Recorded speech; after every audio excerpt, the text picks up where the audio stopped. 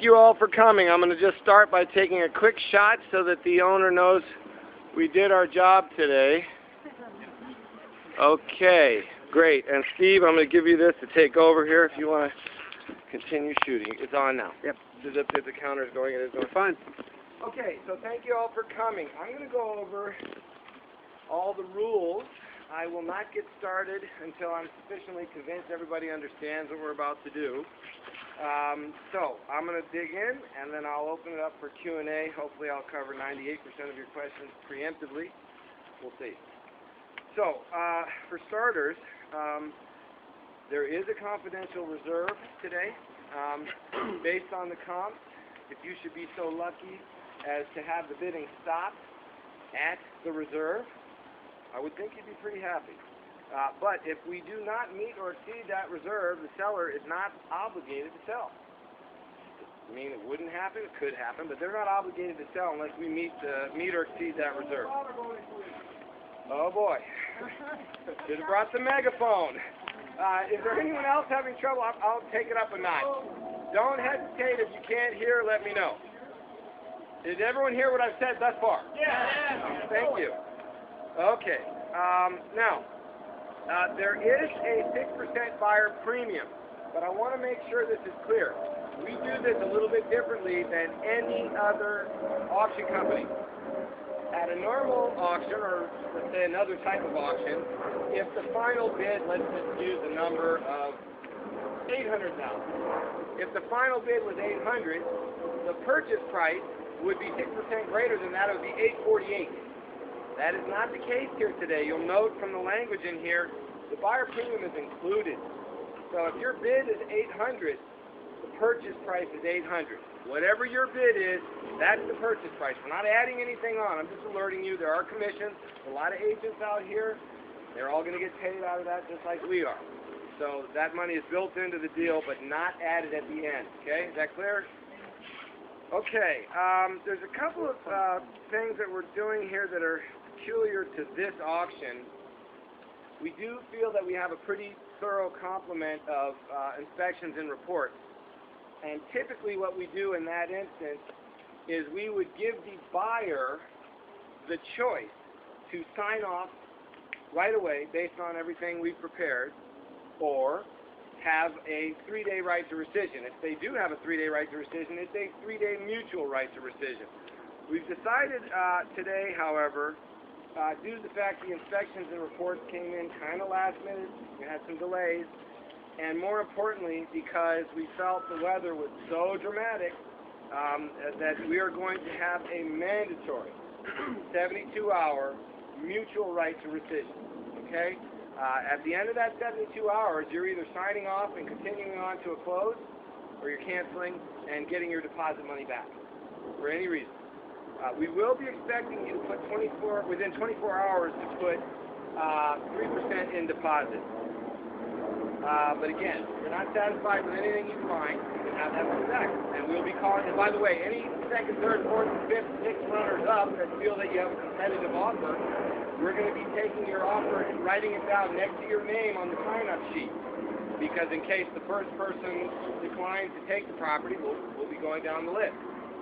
Now, with respect to inspections and reports, I'm just going to kind of gloss over this. It's 22 to 23,000. 22,000 and change was the termite report.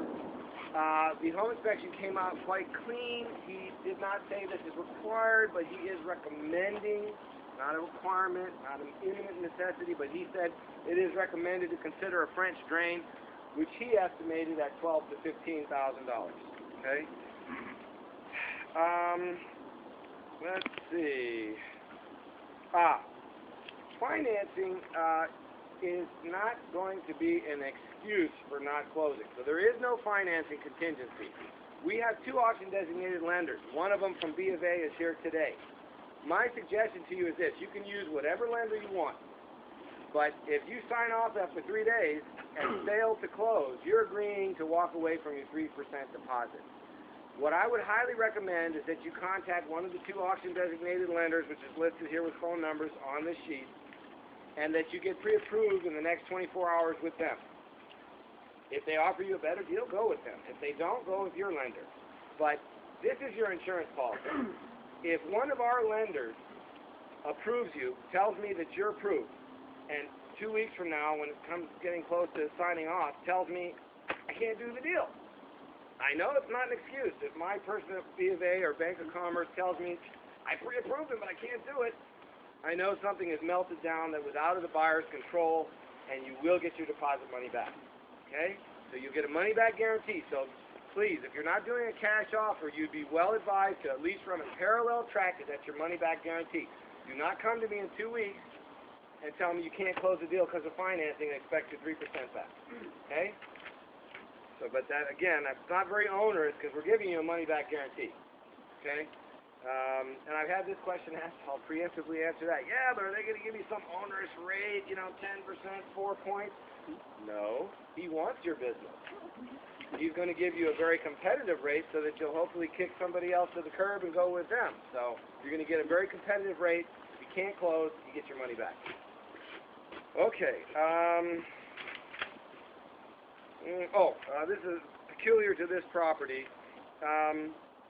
There is a small portion of this property, don't know which corner, maybe that little piece over there next to that tree, is right in the corner that's in Piedmont. So you're going to actually, the taxes are going to be partly Piedmont and partly Oakland. But as such, as I've mentioned in here, there's a couple of peculiarities. Because you're paying taxes in Piedmont, you are allowed to attend the Piedmont School District. Good news if you have kids. However, it does not entitle you to the use of the Piedmont Recreation Area or pool. Make sure you're clear on that.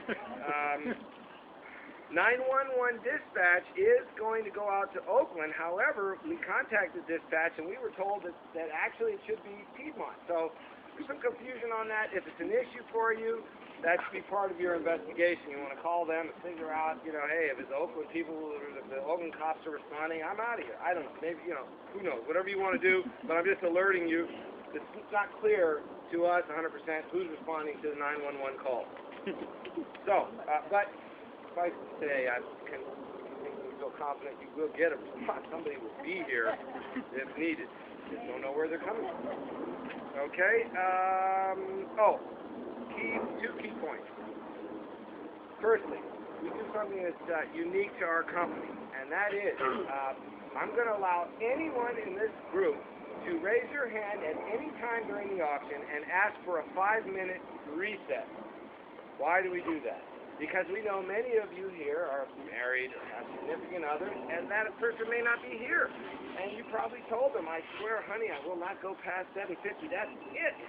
But then when you get to 750 and you realize maybe there's only 2 bidders left and maybe another 25 grand would win it for you, please do not do that without calling your husband or wife. We don't want to be responsible for that. If you reach that point, call for a recess, go outside and make a phone call, and everyone here will be patient and respectful and sweet and give you 5 minutes.